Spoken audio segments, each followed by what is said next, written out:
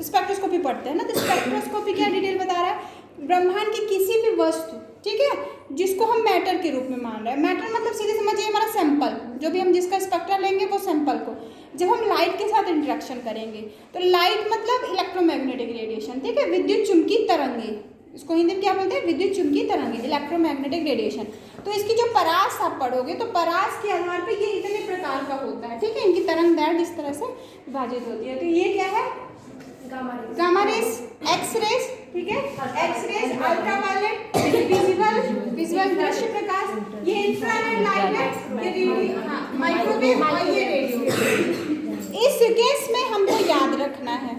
अब देखिए पर्टिकुलर जो मॉलिक्यूल ऑफ सैंपल है वो हमारा क्या होगा, आइडेंटिफिकेशन देता है। हम लोग स्पेक्ट्रोस्कोपी क्यों पढ़ते हैं, क्योंकि हम लोग को स्पेक्ट्रल स्टडी से क्या है, उस मॉलिक्यूल का स्पेशल डिटेक्शन डिटरमाइन हो जाता है ना, एक विशिष्ट उसकी पहचान हम ज्ञात कर सकते हैं। तो सारे रीजन, ये विजिबल लाइट है ना, जिसमें 7 कलर्स है, बेजानी, हैप्पी, नाला, 7 कलर्स हैं। तो ये रेंज हो गई। अब सभी को डिवाइड कर दिया गया है, ठीक है।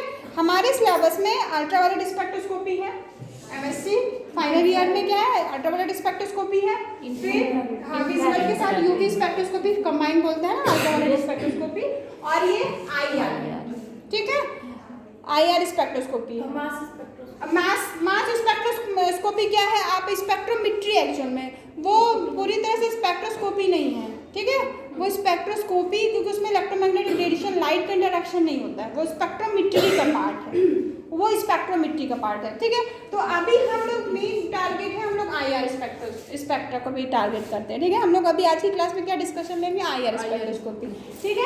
आईआर स्पेक्ट्रोस्कोपी क्या है, हम केवल इस रेंज वाइज क्या है इसका स्टडी करेंगे। अब कितने से कितने रेंज हम आईआर स्पेक्ट्रोस्कोपी में पढ़ते हैं, ये ध्यान रखना पड़ेगा। आईआर स्पेक्ट्रोस्कोपी का रेंज होता है 50 सेंटीमीटर इनवर्स से 50 सेंटीमीटर इनवर्स से पूरा 12,500 सेंटीमीटर इनवर्स के इतने बीच का जो रेंज होता है वो कितने को कहलाता है, इंफ्रारेड। और इसको 3 पार्ट में डिवाइड किया गया है। कितने पार्ट में, 3 पार्ट में डिवाइड किया गया है।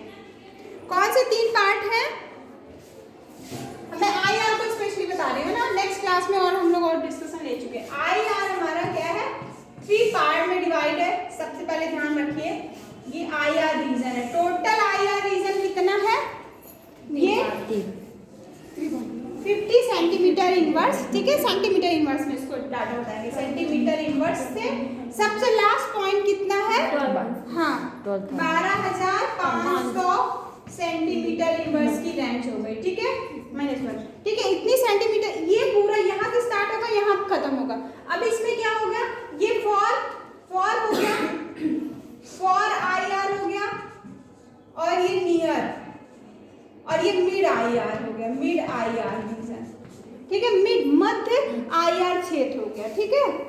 फॉर आईआर, ये वाला रीजन फॉर आईआर है, कितने से कितने रेंज के बीच में होता है, ये जो मिड वाला, ये वाली जो लाइन है 667 सेंटीमीटर इनवर्स, ठीक है, इसकी बाउंड्री लाइन क्या है 660, ये डाटा आपको याद रखना पड़ेगा। 667 सेंटीमीटर इनवर्स से स्टार्ट होता है मिड आईआर रीजन, और कितने खत्म होता है 4000 सेंटीमीटर इनवर्स में ये खत्म होता है, 4000 सेंटीमीटर इनवर्स में ये डाटा यहाँ पे खत्म हो जाएगा, ठीक है। इतने से इतने बीच का रीजन क्या होता है, मिड आईआर का कहलाता है, मध्य आईआर क्षेत्र, ठीक है। और 4000 से 12,500 सेंटीमीटर इनवर्स क्या हो गया आपका, नियर इंफ्रारेड रीजन हो गया। एक्चुअल में स्पेक्ट्रोस्कोपिकल आईआर स्पेक्ट्रा का जो डाटा है ये अभी और 2 पार्ट में डिवाइड होता है, आप लोग हमेशा ध्यान दिए होंगे। तो आईआर स्पेक्ट्रोस्कोपी में फिंगरप्रिंट रीजन भी होता है, ठीक है। फिंगरप्रिंट रीजन ऐसे समझ जाइए जैसे हमारी उंगली है ना, तो किसी दूसरे से क्या है मैच नहीं करती है, तो हर एक पर्टिकुलर मॉलिक्यूल जो हमारा सैंपल है ना वो किसी दूसरे मॉलिक्यूल से डिटेक्ट नहीं होगा, सेम कभी डाटा नहीं आएगा। तो इसमें जो डाटा आएंगे तो वो क्या होंगे, फिंगरप्रिंट रीजन के कहलाएंगे, ठीक है। ये अभी और 2 पार्ट में हम लोग इसको स्टडी करेंगे, ठीक है। 667 ये जो सेंटीमीटर इनवर्स है ये 2 पार्ट में आप स्टडी कर लो। 7 सेंटीमीटर इनवर्स, ये कितने तक है 1500, ठीक है, 1500 सेंटीमीटर इनवर्स, 1500 सेंटीमीटर इनवर्स, और 1500 से इधर चले जाइए 4000, ठीक है, 1500 से 4000 ये वाले एरिया में जाएंगे तो ये क्या कहलाएगा, सेंटीमीटर इनवर्स। सेंटीमीटर इनवर्स ये वाला एरिया फंक्शनल ग्रुप कहलाएगा। ठीक है, यहाँ पे हम किसी फंक्शनल ग्रुप का डिटेक्शन, स्पेशल फंक्शनल ग्रुप को डिटेक्ट कर लेंगे। ये फंक्शनल ग्रुप एरिया कहलाएगा, उसको फिंगरप्रिंट रीजन बोलते हैं। रेंज को याद रखिए। ठीक है, रेंज क्या है, 667 सेंटीमीटर इनवर्स से कितना है, 1500 सेंटीमीटर इनवर्स फिंगरप्रिंट रीजन है। आपकी उंगलियों की छाप, जैसे अंगूठा हम लोग वो लगाते हैं ना, आप कोई एग्जाम जाते हो तो बायोमेट्रिक में अपना थंब वो करते हैं ना, तो वो क्या है, आपका स्पेशल आइडेंटिफिकेशन है, तो इसको फिंगरप्रिंट रीजन बोलते हैं। बिल्कुल परफेक्ट याद रखिए। फिंगरप्रिंट रीजन कितने एरिया पे डिटेक्ट हो रहा है, 667 सेंटीमीटर इनवर्स से 1500 सेंटीमीटर। इसको लिख लीजिएगा, फिंगरप्रिंट रीजन। ये क्या कहलाता है, fingerprint. Fingerprint region, fingerprint region. और इसको क्या बोलते हैं, फंक्शनल ग्रुप रीजन। यहाँ पे क्या डिटेक्शन होगा, फंक्शन, एल्डिहाइड है, कीटोन है ना, अल्कोहल है, आपको एरोमेटिक कंपाउंड, ये सारे डिटेक्शन यहाँ पे डिटेक्ट, इतने से इतने डाटा रेंज यहाँ पे देखने को मिलेगा। तो ये वाला रीजन क्या कहलाएगा, functional group. Functional group, functional group region कहलाएगा। अब देखिए, ये रेंज वाइज होगा, डाटा क्या होगा, रेंज में होगा, और ये एक स्पेशल पॉइंट डाटा होगा। मतलब क्योंकि क्या होगा, फिंगरप्रिंट तो एक पर्टिकुलर मॉलिक्यूल का इतने इसमें आएगा, वो एकदम परफेक्ट वैल्यू होगी, यहाँ परफेक्ट वैल्यू होगी, यहाँ पे रेंज मिलेगा। थोड़ा सा डिटेक्शन में हम लोग को डाटा से क्या होगी, हेल्प होगी स्पेक्ट्रल आइडेंटिफिकेशन में। ये चीज़ें ध्यान रखिए। क्लासिफिकेशन हो गया IR का। ठीक है, आपको पता चला कि IR रीजन, जो IR स्पेक्ट्रोस्कोपी है, उसको हम 50 सेंटीमीटर इनवर्स से जब 12,500 सेंटीमीटर रेंज का जो दायरा है इनकी वेवलेंथ का, इसमें अगर किसी सैंपल को हम इंड्यूस करते हैं और फिर जो स्पेक्ट्रा डिटेक्ट करते हैं, तो वो स्पेक्ट्रा जो प्राप्त होगा वो कौन सा स्पेक्ट्रा कहलाएगा, IR स्पेक्ट्रा कहलाएगा। ठीक है, अब इसमें कुछ स्पेशल क्लासिफिकेशन ये होगा कि इसमें हम फिंगरप्रिंट और फंक्शनल ग्रुप रीजन भी देखते हैं। फिंगरप्रिंट रीजन कब आता है, 667 सेंटीमीटर इनवर्स से 1500 सेंटीमीटर इनवर्स का अगर इस दायरे में कोई अपना सैंपल दे रहा है, तो वो उसके फिंगरप्रिंट रीजन को डिटेक्ट करेगा। और अगर इससे आगे चला गया 1500 से 4000 सेंटीमीटर, तो फंक्शनल ग्रुप एरिया में डिटेक्ट हो जाएगा। और इसके बाद वाला जो एरिया है वो पूरा किसमें है, नियर IR रीजन पे है। ये नियर IR का है ना, मतलब ये मिड का क्लासिफिकेशन मैंने बताया। मिड IR में ये दो पार्ट है, फंक्शनल ग्रुप है और फिंगरप्रिंट रीजन है। ये आपका क्लासिफिकेशन हो गया। इंस्ट्रूमेंटेशन अपना सेम है ना, हम सैंपल लेंगे, सैंपल को इंड्यूस करेंगे। और सबसे महत्वपूर्ण बात, ठीक है, अब मैं आपको बताऊंगी क्या कंडीशन है जो अप्लाई होती है IR स्पेक्ट्रोस्कोपी में। ठीक है, IR स्पेक्ट्रोस्कोपी कब स्टडी करते हैं, जब कोई भी सैंपल हमारे को सॉलिड लिक्विड गैस किसी भी कंडीशन में होगा, उसका IR स्पेक्ट्रम मिलेगा। ठीक है, यहाँ पे कोई कंडीशन नहीं है। जैसे हम रोटेशनल स्पेक्ट्रा है, तो रोटेशनल स्पेक्ट्रा केवल गैसियस स्टेट में मिलता है। ठीक है, ओनली गैसियस स्टेट में, वो म्यू वैल्यू कभी इसकी 0 नहीं होना चाहिए। ठीक है, तो वो मॉलिक्यूल, पर्टिकुलर मॉलिक्यूल गैस में होगा, तो आप वैसे सैंपल को डिटेक्ट कर लेंगे कि वो हमारा क्या है, IR वो रोटेशनल स्पेक्ट्रा दे रहा है। ये इसको हम वाइब्रेशनल स्पेक्ट्रोस्कोपी भी बोलते हैं। क्या बोलते हैं, वाइब्रेशनल, क्योंकि इसमें पर्टिकुलर मॉलिक्यूल वाइब्रेट करता है ना। तो सैंपल का कंडीशन क्या है, आप छोटा सा नोट डाउन कर लीजिएगा कि हमारा sample, any sample which having the solid state, liquid state और gaseous state, all molecule give the IR spectra, but the major condition is here. सबसे महत्वपूर्ण कंडीशन क्या है, उसकी म्यू वैल्यू है। जो डाइपोल मूवमेंट की बात करेंगे तो वो कभी भी 0 के बराबर नहीं होना चाहिए। अब म्यू को समझने के लिए थोड़ा पीछे चलना पड़ेगा। डाइपोल मूवमेंट क्या होता है, जैसे किसी मॉलिक्यूल को हमने स्ट्रेच किया, ठीक है, जैसे कोई मॉलिक्यूल है, CO2 की मैं बात कर रही हूँ, CO2 है ना, ये सैंपल हो गया हमारा, हमने इसको IR स्पेक्ट्रा को डिटेक्ट करना है, IR स्पेक्ट्रा को डिटेक्ट करना है, वो चेक करिए। ठीक है, IR स्पेक्ट्रा इसका CO2 मॉलिक्यूल का हमको डिटेक्ट करना है।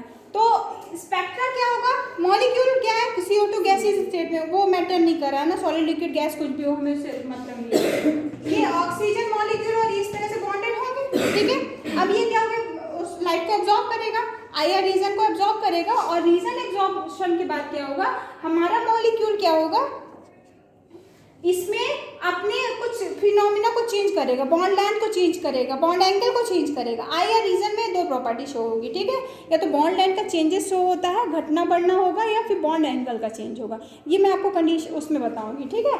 तो इसमें क्या होगा, इसको बराबर इतना इधर खींच रहे हैं, इसको बराबर इतना खींच रहे, कोई चेंज नहीं हुआ, ठीक है।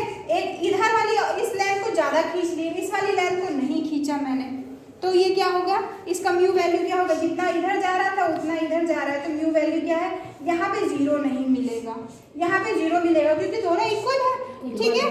तो नहीं मिलने पर ये IR एक्टिव हो जाएगा, ठीक है।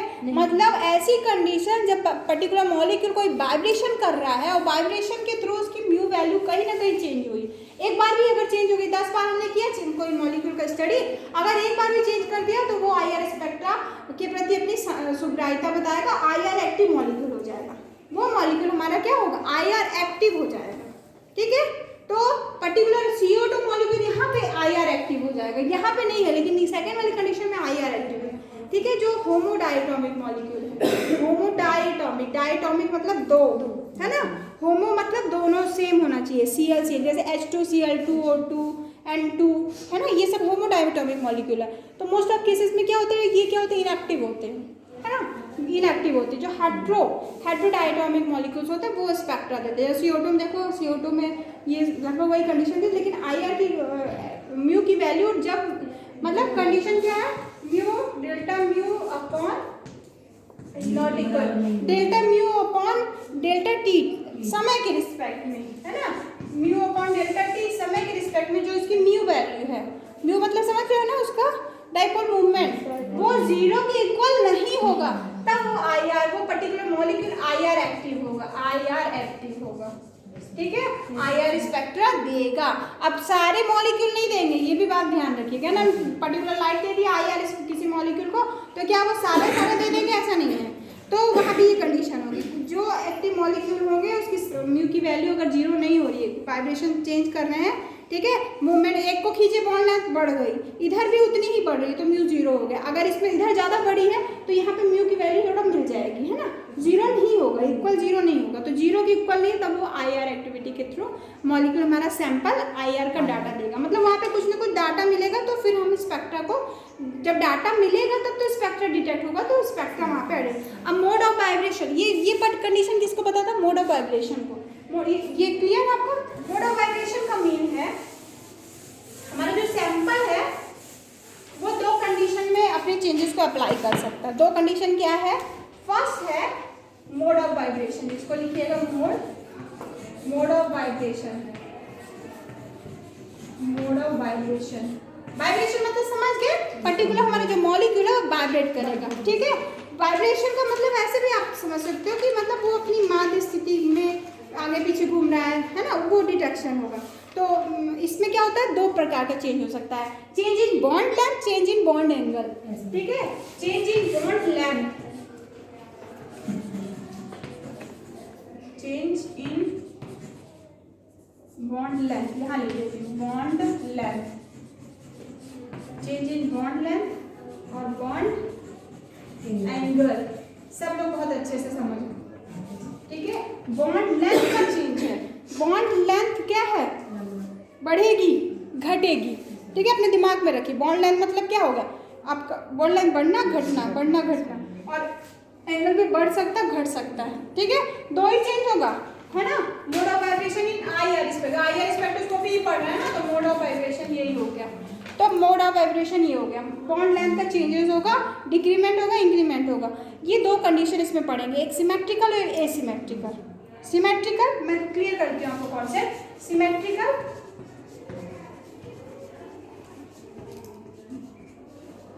और एक है एसिमेट्रिकल, सिमेट्रिकल और एसिमेट्रिकल, ठीक है। और देखिए जो बॉन्ड लेंथ का चेंज है उसको स्ट्रेचिंग बोलते हैं, सीधे सीधे वर्डिंग में जो आप ये लिखे हो ना, बॉन्ड लेंथ में चेंज होगा, इसको स्ट्रेचिंग लिख दीजिए, अपनी हेडिंग में स्ट्रेचिंग लिख दीजिए, ठीक है। बॉन्ड लेंथ क्या अब हमारी आपकी भाषा हो गई, ठीक है, उसका केमिस्ट्री में जो IR स्पेक्ट्रोस्कोपी में जो हमारी लैंग्वेज है तो वो स्ट्रेचिंग कहलाता है, ठीक है, उसको बोलते हैं stretching, stretching.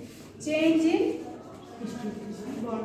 In bond length, ये आप उसको ब्रैकेट में डाल दीजिएगा, इसको बोलते हैं बेंडिंग। ठीक है, चेंज इन बॉन्ड एंगल यहाँ पे डाल दीजिएगा, change in bond angle change, bond angle में परिवर्तन होगा। तो दो तरह की बॉन्ड लेंथ चेंज होगी, एक स्ट्रेचिंग होगी, दूसरी बेंडिंग होगी। ठीक है, सिमेट्रिकल और एसिमेट्रिकल, सॉरी सिमेट्रिकल और एसिमेट्रिकल। देखिए बॉन्ड लेंथ सिमेट्रिकल एसिमेट्रिकल, मैं एक एग्जांपल आपको पुट आउट कर रही हूँ। जैसे ए मॉलिक्यूल हो गया, यहाँ पे ये बॉल लाइक स्ट्रक्चर हो गया, ठीक है, बॉल लाइक है, और दूसरा बी मॉलिक्यूल हो गया, बी, ये भी बी मॉलिक्यूल है। ये सब किससे जुड़े हैं? स्प्रिंग से जुड़े हुए हैं। ये किससे जुड़े हैं? स्प्रिंग से जुड़े हुए हैं। तो स्प्रिंग मैं इसलिए सपोज कर रही हूँ, ball atom ball like structure है, यहाँ पे सपोज करिएगा एटम बॉल लाइक स्ट्रक्चर है, और जो बॉन्ड है, बॉन्ड क्या है? स्प्रिंग है। स्प्रिंग क्यों मान रहे हैं? क्योंकि स्प्रिंग को हम घटा सकते हैं, कंप्रेस कर सकते हैं, बढ़ा सकते हैं, खींच सकते हैं। तो आप देखिएगा इसकी बॉन्ड लेंथ को सिमेट्रिकल ले जाना है, मतलब इसको इधर ही खींचना है, इसको भी इधर ही खींचना है। तो ये इस तरह कंडीशन, मतलब इधर बॉन्ड लेंथ बढ़ा रहे हैं, इसका भी बॉन्ड लेंथ यहाँ बढ़ा रहे हैं, तो दोनों में वृद्धि हो रही है ना। तो ये क्या होगा? सिमेट्रिकल कहलाएगा। ध्यान दीजिए, पहले फिगर पे ध्यान दीजिए, आप इधर देखिए, हमारा जो मॉलिक्यूल है ए से बी में बॉन्ड लेंथ को बढ़ा रहा है, इधर तरफ बढ़ा रहा है, ठीक है, इसने भी ए बी बॉन्ड लेंथ को बढ़ा दिया, स्प्रिंग को खींच दीजिए, ठीक है, तो ये बॉन्ड लेंथ बढ़ गई, इसको सिमेट्रिकल बोलेंगे। या फिर सेकंड कंडीशन है, मैंने बॉन्ड लेंथ को घटा दिया, बी को दूरी कम कर दिया ए से, और इस वाले बी को भी दूरी कम कर दिया, दोनों कंडीशन क्या होगा? सिमेट्रिकल स्ट्रेचिंग कहलाएगा। दोनों स्थितियां क्या होगी? सिमेट्रिकल स्ट्रेचिंग होगी। ठीक है, बस अंतर क्या है? बॉन्ड लेंथ पहले कंडीशन में बढ़ रहा था, इसमें बॉन्ड लेंथ घट रहा है। सिमेट्रिकल वर्ड क्लियर हो? Symmetrical stretching. और एसिमेट्रिकल में इस बॉन्ड लेंथ को घटा दीजिए, इसको बढ़ा दीजिए, इसको घटा दीजिए, इसको बढ़ा दीजिए, इसको बोलोगे एसिमेट्रिकल। इक्वल नहीं होगा। एसिमेट्रिकल स्ट्रेचिंग में हमेशा डाटा क्या होगा? ज़्यादा मिलेगा, इसकी एनर्जी फ्रीक्वेंसी देखोगे तो एसिमेट्रिकल स्ट्रेचिंग की वैल्यू सबसे ज़्यादा मिलेगी, फिर सिमेट्रिकल की मिलेगी, और फिर बेंडिंग की मिलती है। जब हम डाटा देखेंगे, वैल्यू आपको कैलकुलेटेड डाटा दिए रहेंगे ना क्वेश्चंस पे, तो सबसे ज़्यादा जो हायर वैल्यू होगी तो वो एसिमेट्रिकल स्ट्रेचिंग की होगी, इसकी सबसे ज़्यादा होती है, क्योंकि दो तरह की प्रॉपर्टी होती है, एक को घटाते हैं, एक बॉन्ड लेंथ को बढ़ाते हैं, एक को घटाते हैं, एक को बढ़ाते हैं, तो इसकी डाटा सबसे आती है। इसमें क्या होता है? सिमिलर मैनर पे होती है, तो घट ही रहा होता है या फिर पूरा बढ़ ही रहा होता है। तो ये सिमेट्रिकल स्ट्रेचिंग का एग्जाम्पल हो गया। ठीक है, ये क्लियर है? दोनों को अपोजिट एरो के साथ बना लीजिएगा। एक पहले इस तरह बनाइए, और इसके बाद फिर दूसरा बनाइएगा।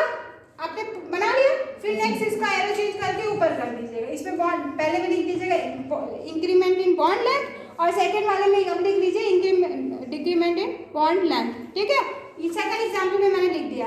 अब एसिमेट्रिकल देख लीजिएगा। एसिमेट्रिकल में क्या कंडीशन है? एक बड़े, हाँ, ये बी मॉलिक्यूल है, ये ए मॉलिक्यूल है, उसी एग्जाम्पल में सीखते हैं। ठीक है, इसको मैंने घटाया तो इसको बढ़ाऊंगी। ठीक है, फर्स्ट कंडीशन हो गई। और सेकंड कंडीशन में इसको बढ़ा देंगे, इसको सेकंड वाला बी ये इसको घटा देंगे और इसको बढ़ा देंगे, इसका बी इसको डिक्रीज कर दिया, इसको इंक्रीज कर दिया। ठीक है, तो इसको इंक्रीज किया, इसको डिक्रीज किया। ठीक है, दोनों बना लीजिएगा ना, फिगर छोड़िएगा नहीं।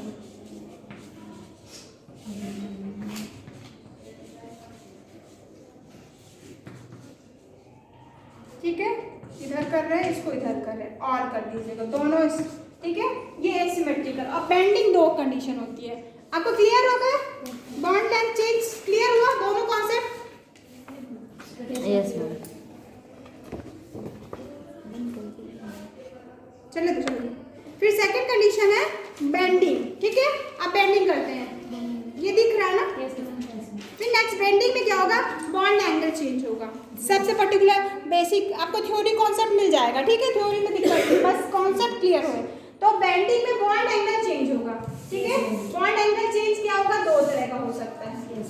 बॉन्ड एंगल चेंज दो तरह का हम लोग पढ़ेंगे। बॉन्ड एंगल समझ रहे हैं ना? ये वाला एरिया हम लोग को इसको समझना है। ठीक है, तो ऑन द प्लेन एक कंडीशन होती है उसी तल में उसका चेंजेस शो करेंगे और एक आउट ऑफ द प्लेन करेंगे, ठीक है। ऑन द प्लेन,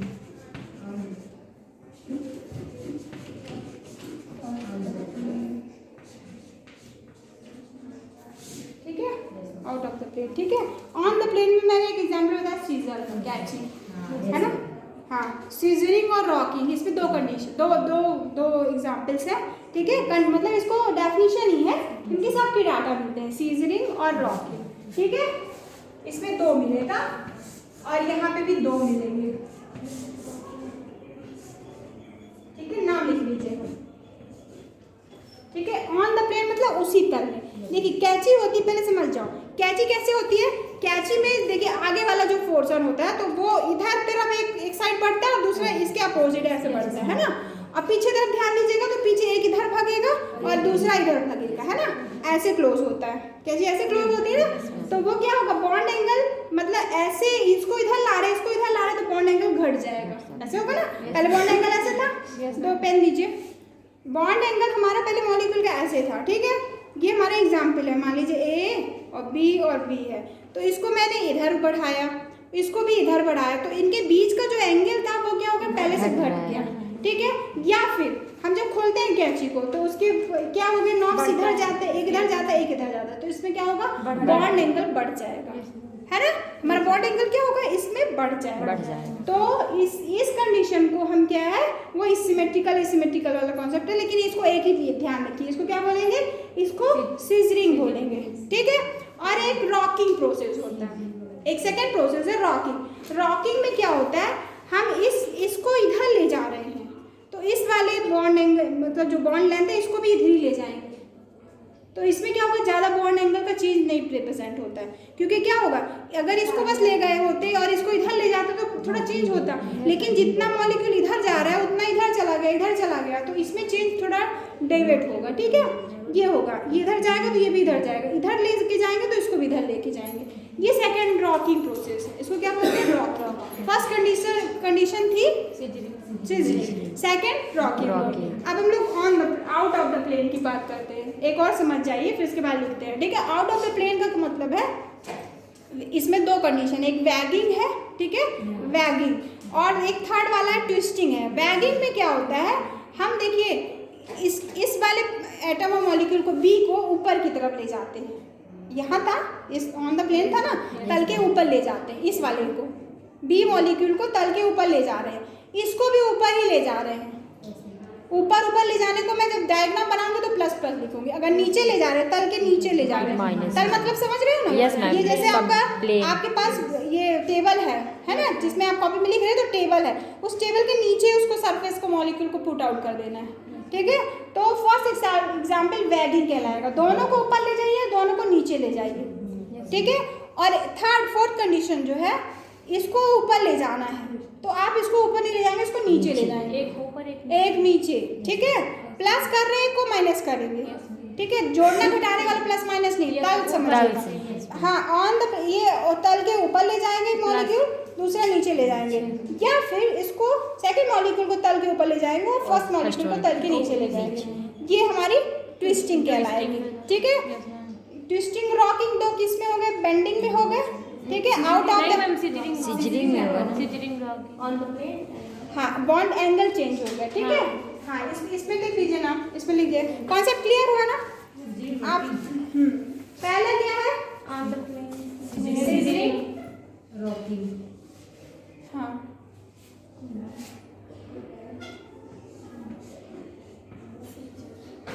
सीजरिंग आप अपनी भाषा में लिख लीजिएगा, कैची, है ना, जो भी आपको जैसे आपको ध्यान रहे, क्योंकि अभी तो समझ में आ गया, बाद में ध्यान रखना जरूरी है ना। अभी तो बहुत परफेक्ट सब समझ में आ रहा है, सब बन रहा है। सीजरिंग हो गई, सेकंड है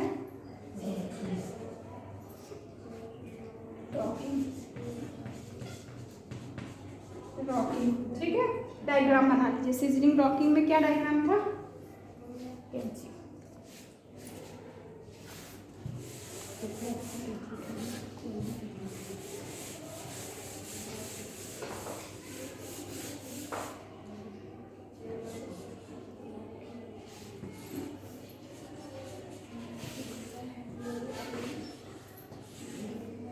इसको क्लोज लाएंगे, इसको क्लोज लाएंगे, इसको दूर ले जाएंगे, इसको दूर ले जाएंगे, तो ये क्या हो गया आपका सिजलिंग।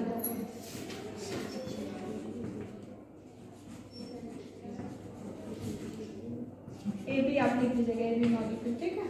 बॉन्ड एंगल जरूरी है, ऐसे में कोई लीनियर मॉलिक्यूल में बॉन्ड एंगल नहीं, थोड़ा सा मैं लो। फिर रॉकिंग में क्या करोगे, रॉकिंग में देखिएगा ऐसे बनाएंगे और फिर इसको बनाएंगे, इसको इधर ले जा रहा है तो इसको भी इधर ले जाओगे, इसको इधर ले जा रहा है तो इसको भी इधर ले जाओगे, ठीक है। ये रॉकिंग हो गया आपका। स्प्रिंग ही बना लीजिएगा चाहे तो।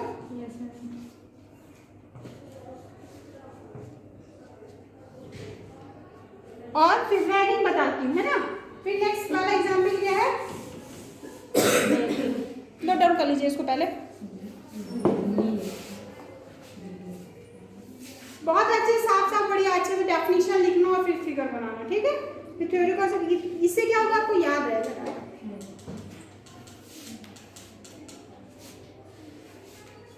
आउट ऑफ द प्लेन में दो टाइप है, नोट डाउन हो गया, मिटाएं इसको।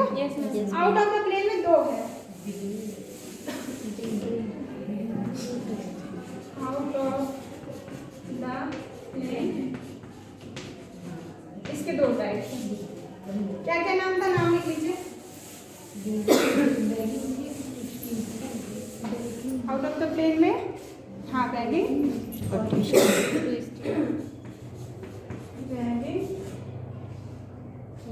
और ट्विस्टिंग, ठीक है। इसको बनाते समय वैसे तो प्लेन अभी कॉपी में नहीं बना पाएंगे, प्लस माइनस करके बनाइएगा, है ना। ये मॉलिक्यूल है, ये सेकंड वाला मॉलिक्यूल, तो इस पे क्या करेंगे, उसी तल पे, है ना, इसको ऊपर उठा रहे हैं तो इसको भी ऊपर ही अप करेंगे, ठीक है। अगर डाउन कर रहे हैं तो दोनों को डाउन ही करेंगे, अप अप डाउन डाउन, ठीक है। तो इसको वैगिंग बोलेंगे। और ट्विस्टिंग में क्या करिएगा, एक को प्लस करिएगा, माइनस यहाँ पे, हाँ ये वाला प्लस है तो इसको माइनस कर लीजिए, अगर इसको प्लस करें तो ये वाला माइनस हो जाएगा, इसको ट्विस्टिंग बोल देंगे, है ना। दोनों में से कोई एक तल के नीचे जा रहा होगा या फिर तल के ऊपर जा रहा होगा, तो इसको ट्विस्टिंग बोलेंगे। ये मोड ऑफ वाइब्रेशन हो गया, ठीक है। अब क्या है, आगे जब हम लोग पढ़ेंगे तो इसमें जो मॉलिक्यूल होता है तो लीनियर होता है, नॉन लीनियर होता है और एक एक्टिवेटेड कॉम्प्लेक्स होता है। तो मोड और डिग्री ऑफ फ्रीडम निकालते हैं, IR रिस्पेक्ट उसको, उसकी स्वतंत्रता की कोड कितनी है ना। तो अगर लीनियर मॉलिक्यूल है तो उसमें हम लोग डिग्री ऑफ फ्रीडम में 3n निकालते हैं, मतलब कितने मॉलिक्यूल है, ठीक है। मैथमेटिकल कैलकुलेशन वाला डाटा है, इसमें डिग्री ऑफ फ्रीडम निकालते हैं। अगर total number of vibrated molecule निकालोगे, ये टॉपिक थ्योरी से थोड़ा हट के है ना, डाटा कैलकुलेशन का है। अब हम लोग सीधे क्या करते हैं, उसमें आते हैं, स्पेक्ट्रम में आते हैं, ठीक है। ये क्लियर हो गया। अब देखिए, ये बताने का कॉन्सेप्ट क्या था, इसमें पर्टिकुलर मॉलिक्यूल हमारा इतने टाइप का चेंज दे सकता है। अगर उसमें 3 मॉलिक्यूल है ना, जैसे CO2 टाइप का कोई मॉलिक्यूल है, H2O मॉलिक्यूल है, H2O मॉलिक्यूल है, H2O लाइक H2O, एग्जाम्पल किसको कंफर्ट कर रहा है, H2O का एग्जाम्पल का। तो यहाँ पे ऑक्सीजन है, ये हाइड्रोजन है, ये हाइड्रोजन है, तो यहाँ पे ये इतनी सारी टाइप की कंडीशन अप्लाई हो सकती हैं। ट्विस्टिंग भी हो सकता है, रॉकिंग भी हो सकता है, सिजलिंग भी हो सकता है, वैगिंग भी हो सकता है ना। ये सारी कंडीशन, ये मतलब थोड़ा आप दिमाग को उसके अप्लाई कॉन्सेप्ट में अप्लाई करना सीखिए, ठीक है। हम यहाँ पे सैंपल, हमारा सैंपल हो गया ना, ये H2O मॉलिक्यूल हमारा सैंपल हो गया, CO2 ले लिए, NH3 ले लिए। अब हमारा ये सैंपल मॉलिक्यूल हम इसको इसके साथ इंटरेक्ट करेंगे, आप देखेंगे क्या है एक्चुअल में। क्या IR जो स्पेक्ट्रा होता है, तो मॉलिक्यूल का जो चेंजेस होगा, है ना, मोड ऑफ वाइब्रेशन जो होगा, वो चेंज वो ऑसिलेशन के थ्रू में होता है। ऑसिलेशन का मतलब होता है, वैसे आप लोग ये दोलक वगैरह से समझते होंगे ना, उसको मैंने मान लीजिए एक है पेंडुलम है, तो उसको मैंने पुट किया, थोड़ा सा पुश किया, तो अपनी मार्ग स्थिति की इस तरह जाएगा, आएगा, जाएगा और आएगा, है ना। तो यहाँ पे ए बी मॉलिक्यूल है जो हमारा ए बी है ना, ये ए मॉलिक्यूल है, जो ये बी था और ये वाला भी बी था, बी मॉलिक्यूल है, ए मॉलिक्यूल है। तो ये क्या होगा, स्प्रिंग से जुड़े हैं, कनेक्टेड है। तो स्प्रिंग की एक क्षमता है ना, खींचने की भी क्षमता है, आप उससे ज़्यादा खींचोगे तो क्या होगा, टूट जाएगा। तो हम ऐसे हाइपोथेटिकली नहीं जाएंगे, हम क्या है उस मॉलिक्यूल की उसकी कंपेबल पावर को लेकर के स्टडी करेंगे ना। हम उसको इतना ज़्यादा नहीं खींच सकते कि वो बिल्कुल क्या होगा, ब्रेक डाउन हो गया। तो ये जो जब इसको लाइट दिया, लाइट को उसने एब्जॉर्ब किया, तो मॉलिक्यूल क्या करता है, ऑसिलेशन करता है, ठीक है। तो दो तरह का ऑसिलेशन एक देखने को मिलता है, एक हार्मोनिक और एक एनहार्मोनिक। ठीक है, हार्मोनिक का मीन्स है कि बॉन्ड कभी ब्रेक डाउन नहीं होगा, मतलब एक आइडियल कंडीशन है, बॉन्ड कभी हम इतनी एनर्जी फोर्स ऑफ एनर्जी उसको मतलब खींचने में लगाएंगे नहीं कि वो ब्रेक डाउन हो। ठीक है, हमारा मॉलिक्यूल क्या होगा, एक रिजिड कंडीशन में होगा, वहाँ एक आइडियल कंडीशन, मतलब पहले हम आइडियल हम पढ़ते हैं क्योंकि आइडियल ये होना चाहिए, है ना। एक्चुअल में क्या हमको पहले परफेक्ट डाटा बनना चाहिए और फिर पता है कि ये तो हो नहीं सकता, तो फिर एक नॉन आइडियल कंडीशन को हम लोग, जैसे हमने आइडियल गैस इक्वेशन पढ़ी ना, तो उसमें हमने पढ़ा PV equal to N R T. जब देखते हैं कि एन नंबर ऑफ मोल्स क्या है वो आर टी के इक्वल नहीं होते हैं, तो फिर हम उसमें बॉन्ड वैल्यू इक्वेशन ऐड करते हैं, उसमें डिविएशन जो आता है उस वैल्यू को। तो पहले हम आइडियल पढ़ लेते हैं, तो आइडियल और जो हमारा हार्मोनिक ऑसिलेशन है वो आइडियल पढ़ेंगे। ठीक है, उसमें क्या होगा, मॉलिक्यूल की जो पोटेंशियल एनर्जी और आर उस लेंथ है खींचने की जो क्षमता है वो कभी क्या होगा, बॉन्ड को ब्रेक डाउन होने तक नहीं खींचेंगे। ठीक है, हम उसकी वैल्यूज को रोकेंगे। तो यहाँ पे ग्राफ हमेशा क्या होगा, ऐसा ऐसा कुछ बनेगा, मतलब ऐसा। ठीक है, अब जब यही नॉन आइडियल में कन्वर्ट होगा तो हमारा नॉन आइडियल आते आते क्या होगा, मॉलिक्यूल ब्रेक डाउन हो जाता है, मतलब इसके आगे वो उसकी सीमा ही नहीं है, इसके आगे ग्राफ बढ़ा हुआ नहीं मिलेगा, बस वहाँ पे आके कंटिन्यूअस क्या होगा, खत्म होगा। तो कुछ ना कुछ डाटा उसमें आकर के वो बन जाएगा, तो वो बॉन्ड का क्या ब्रेक डाउन कंडीशन है। तो इसमें हुक्स ने अपना लॉ एक दिया, आयर में ही हुक्स लॉ पढ़ते हैं हम लोग। वो हुक्स लॉ वो फोर्स ऑफ कांस्टेंट के को डिटेक्ट करता है, वो के प्रत्यास्था, हाँ, जो खींचने की उसकी क्षमता है वो कितनी हो सकती है, उसको के वैल्यू से डिटेक्ट किया। तो यहाँ पे मेरा ये कॉन्सेप्ट बताने का यही मतलब था कि हम मॉलिक्यूल को क्या है और होमोटॉमिक में तो आएगा नहीं, हेट्रो में लेंगे। होमो में क्यों नहीं ले रहे, दोनों बराबर है, वो कोई बॉन्ड लेंथ का वहाँ पे कोई चेंज नहीं है। जब HCl लेंगे, Cl लेंगे तो Cl क्या है, एक सेम टाइप का मॉलिक्यूल है, कोई किसी को खींचेगा नहीं, कोई यहाँ पे एब्जॉर्प्शन चेंज और जितना क्लोरीन का सब्स्टिट्यूशन है उतना ही दूसरे क्लोरीन का है। अगर हाइड्रोजन ले लिया तो थोड़ा डाइपोल मूवमेंट इंड्यूस होगा, तो इसलिए थोड़ा सा हमको हेट्रोएटॉमिक, हम होमो में बात नहीं करेंगे, तो होमो तो इनएक्टिव ही होगा, हम क्या करेंगे, हेट्रोएटॉमिक मॉलिक्यूल लेंगे। हेट्रो मतलब समझ रहे हैं, हेट्रो मतलब अलग हो गया, विषम, है ना। तो विषम से स्टार्ट हुआ और कौन है, हार्मोनिक है, एनहार्मोनिक, दोनों पढ़ेंगे, ऑसिलेशन पढ़ेंगे। ठीक है, तो प्रत्यास्था गुणांक क्या बोलता है कि हमारा एक कोई बड़ा मॉलिक्यूल होगा, एक छोटा मॉलिक्यूल होगा, दोनों की बॉन्ड लेंथ स्प्रिंग से कनेक्टेड होगी। ठीक है, घटाना बढ़ाना, घटाना बढ़ाना, ये क्या होगा, तो एक force constant F is proportional to x। x क्या है, यहाँ पे उसका फोर्स कांस्टेंट के वैल्यू के प्रोपोर्शनल आएगा। ठीक है, F is equal to minus k x square, ये हुक्स लॉ बोलता है। F क्या है, फोर्स है, उसका फोर्स हम जो डिस्प्लेसमेंट है, मतलब देखिए इसको खींच के हम यहाँ तक ले गए, बढ़ गई बॉन्ड लेंथ में, इसको हमने यहाँ से खींच के इस वाली मॉलिक्यूल को यहाँ से खींच करके यहाँ तक ले गए। पहले ये दूरी कितनी थी, r के बराबर थी, खींच के कहाँ तक ले गए, मान लीजिए r की बराबर थी, एक डिस्टेंस और बढ़ गई, ये नई r वैल्यू आ गई, यहाँ से यहाँ तक खींच के ले गए ना, हमने क्यों के वैल्यू क्यों निकालना चाहिए, क्योंकि हमने इसको खींच के यहाँ तक बढ़ा दिया। तो पहले तो इतना था मॉलिक्यूल बॉन्ड एग्जैक्ट, तो इतना ही था ना, इतना ही मॉलिक्यूल की बॉन्ड लेंथ थी ना, पहले तो इतना ही था, तो उसने लाइट ऑब्जॉर्प्शन किया तो बॉन्ड लेंथ को बढ़ा लिया, तो बढ़ा लिया मतलब कितनी डिस्टेंस बढ़ा लिया, x डिस्टेंस को बढ़ा लिया, x डिस्टेंस बढ़ी तो हम निकालेंगे x डिस्टेंस ना, तो x F इक्वल टू का फोर्स कांस्टेंट आएगा, F इज इक्वल टू आएगी, F की वैल्यू कितना हो गया, F is equal to minus k x की इक्वल आएगी। ठीक है, माइनस के एक्स जो डायरेक्शन होगा, यहाँ पे के क्या इंप्लीमेंट कर रहा है, फोर्स कांस्टेंट बोलते हैं इसको, हुक्स कांस्टेंट भी बोलते हैं, हुक्स लॉ का है ना, इसलिए हुक्स कांस्टेंट बोलते हैं, मतलब उसको हुक्स लॉ ऑफ स्पेक्ट्रम बोलेंगे। ठीक है, तो F is equal to minus k x. ठीक है, ये क्या बताएगा, F इज इक्वल टू, देख लीजिएगा आप इक्वेशन निकाल लीजिएगा, हुक्स लॉ करके F इज इक्वल टू के एक्स। ठीक है, के क्या फोर्स कांस्टेंट है ना, के कांस्टेंट है, माइनस के एक्स, ये क्या है, वो डायरेक्शनल नेचर की है ना, तो इसलिए हम लोग उसमें एरो ऊपर शो कर देंगे, है ना, फोर्स कांस्टेंट, इसको हुक्स लॉ बोलते हैं। इसकी पोटेंशियल एनर्जी 1/2 के एक्स स्क्वायर में देंगे, ओमेगा निकालेंगे तो ओमेगा से निकालेंगे, बहुत सारा है। ठीक है, और सिलेक्शन रूल क्या बोलता है, सिलेक्शन रूल हमेशा ध्यान रखिएगा, सिलेक्शन रूल बोलता है delta V is equal two plus minus 1, +-1। अब मैं आपको आगे स्पेक्ट्रा बताती हूँ, फंडामेंटल वाइब्रेशनल एनर्जी। इतने क्लियर हो? ये हुक का नियम हो जाएगा कि उसमें प्रत्यास्थता की सीमा में लगाया गया बल उसमें उत्पन्न विकृति के ऋणात्मक अनुक्रमण का। हाँ, डिस्प्लेसमेंट ऑफ रिएक्शन है ना, restoring force F, restoring F क्या बता रहे हैं, रिस्टोरिंग फोर्स है F is proportional to X, है ना, restoring force is proportional to X क्या बता रहा है, हाँ वो X वो डिस्प्लेसमेंट वैल्यू है, X क्या है यहाँ पे, ये डिस्प्लेसमेंट है, कितना उसने आगे बढ़ाई है, where X is equal to displacement, where X is equal to displacement, F is equal to force constant, लिख लीजिए, मैं बोलते जा रही हूँ आप लिखते जाइए, है ना। और हुक्स कांस्टेंट भी बोल सकते हैं इसको, है ना। और R क्या होगी, उसकी टोटल लेंथ हो गई जो बढ़ने की बात थी, ठीक है।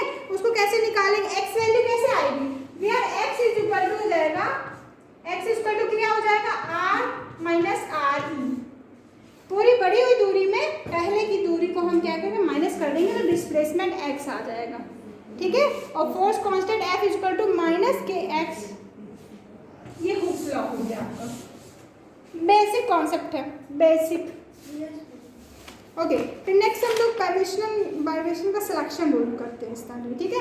सिलेक्शन रूल को हमेशा बस छोटा सा एक ही पॉइंट है, इतना बस सिलेक्शन रूल बोलते हैं। डेल्टा V जो डिस्प्लेसमेंट है, वो डिस्प्लेसमेंट अंडरस्टैंड हुआ आपको, डिस्प्लेसमेंट हमारी जो मॉलिक्यूल की 0 पॉइंट एनर्जी है उसे मॉलिक्यूल एनर्जी गेन करके क्या होगा, डिस्प्लेस होगा, आगे जाएगा, है ना।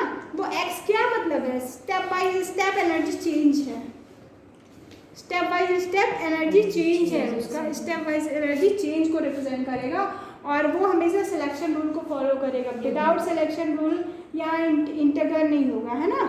बॉन्ड लेंथ को हम इम्प्लीमेंट करेंगे, अब बॉन्ड लेंथ में ही चेंज हुआ है ना। यहाँ देखिए, मेरा ये हुक्स लॉ बताने का एक मकसद था कि आप डिस्प्लेसमेंट को समझिए, डिस्प्लेसमेंट आया कहाँ से, तो force of restoring energy X कहाँ से डेवलप होगी, उसने एनर्जी को गेन किया है ना, पहले नहीं था डाटा, पहले डाटा नहीं था, उसकी केवल X ये दूरी बस थी, RE दूरी थी बस, उसकी खुद की बॉन्ड लेंथ बस थी।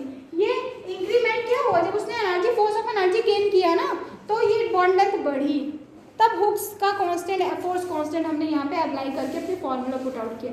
और इस डिस्प्लेसमेंट को ही हम पे इस तरह की प्रोसेस में स्टडी करेंगे, मोड ऑफ वाइब्रेशंस को स्टडी करेंगे, और उसका data of energy 0 point energy से हमारा मॉलिक्यूल अब कितना इंजेक्शन कर रहा है, उसकी 0 पॉइंट एनर्जी कितना आगे जा रही है, ठीक है, उसकी बॉन्ड लेंथ में चेंजेस क्या हो रहा है, मतलब एक रफ में डायग्राम बना देती हूँ। इतना क्लियर हुआ ना सबको, इतना नेक्स्ट अब इनको अप्लाई करते जाइएगा दिमाग में, है ना, एक्स्ट्रा नहीं वैसे ज़्यादा सोचना, पर थोड़ा सा मोड ऑफ वाइब्रेशन को ध्यान रखते हुए। अब देखिए हमारा मॉलिक्यूल क्या है, 0 पॉइंट ऑफ एनर्जी ये हो गई, ठीक है, तो मॉलिक्यूल है 0 पॉइंट एनर्जी इसकी हो गई, ठीक है, उसको 0 पॉइंट ऑफ एनर्जी बोलेंगे क्योंकि स्टार्ट इनिशियल कंडीशन है उसकी, ठीक है, तो वो 1/2 v स्क्वायर के इक्वल आएगी, ठीक है। अगले स्टेप में जाएंगे तो इसमें क्या होगा, मैंने सिलेक्शन रूल बताया, delta V is equal to +-1, ये ध्यान इसमें रखना है, +-1 का मतलब है 0 0 1 1 है, +1 है, ऊपर क्या होगा, -1 होगा, ऊपर -2 होगा, इधर +2 होगा, ऐसा होता है ना हमारे पास डाटा। तो देखिए कोई भी जो वाइब्रेशनल लेवल्स चेंज होंगे तो क्या होगा, प्लस या तो ऊपर वाले में जाएंगे तो नीचे जाएंगे, तो ऊपर जाएगा, ये यहाँ जा सकता है, यहाँ आ सकता है ना, 1 to 0 जा सकता है, ठीक है, 0 to 1 जा सकता है, तो मतलब ऐसे डाटा यहाँ पे दे दिए जाएंगे, ये है ना, ये सिलेक्शन रूल में, ये डीप अभी थोड़ा सा आगे इतना पढ़ने के बाद फिर पढ़ेंगे तो भी क्लियर होगा, ठीक है। यहाँ पे हम एनर्जी ऑफ लेवल बनाएंगे, ठीक है, इसमें मॉलिक्यूल के एनर्जी और level, mode of fundamental vibrations को स्टडी करेंगे। मोड ऑफ पहले मोड ऑफ आपको वाइब्रेशन समझ में आ गया, basic mode of vibration clear हुआ, सभी क्लियर हुआ mode of vibration. Selection rule को बस इतना टू द पॉइंट अभी याद रखिए, डेल्टा V इक्वल टू +-1, इससे आगे कुछ नहीं जाना, क्या है, +-1 है। +-1 को मैं थोड़ा सा समझा सकती हूँ, देखिए 0 से 1 जा सकते हैं, अलाउड है, ठीक है, 0 से 1 जा सकते हैं, 1 से 2 जा सकते हैं, 1 से क्या है 2 में जा सकते हैं, अलाउड है, मतलब ट्रांजिशन पॉसिबल है, ये पॉसिबल ट्रांजिशन है, ठीक है। 2 से 3 जा सकते हैं, 2 से 3 ये भी अलाउड है, 2 से 3 जा सकते हैं, फिर कोई 1 से 3 बोलेगा जाने को तो पॉसिबल, नॉट अलाउड होगा, बात को पकड़ लिए होंगे, है ना। 2 से 3 मतलब क्या हो गया, 2 से 3 तो एक ही गैप है ना, 2 से 3 एक ही गैप है, ठीक है। 2 से 3 एक ही गैप है, लेकिन 1 से 3 में 1 2 भी आ रहा है, फिर इसके बाद रिवर्स में ऐसे डबल स्टेप नहीं होगा, हमारा वो ट्रांजिशन अलाउड नहीं होगा। 1 से 2 जा सकता है, 0 से 1 जा सकता है ना, और हाँ ऐसा 2 से 3 जा सकता है, 1 से 3 नहीं जाएगा, 1 से 3 नहीं जाएगा, ऐसे टिक आउट कर लीजिएगा, नॉट अलाउड, नॉट अलाउड, ऐसा आपको ध्यान रहेगा, ठीक है। 1 से 3 नॉट अलाउड है, ठीक है, 1 नॉट अलाउड, इसको डाल दीजिएगा नॉट अलाउड, ऐसा संक्रमण संभव ही नहीं है, ये भी नॉट अलाउड होगा, ये अलाउड होंगे, अलाउड ट्रांजिशन होंगे, ठीक है। यहाँ ये पॉसिबल्स हैं।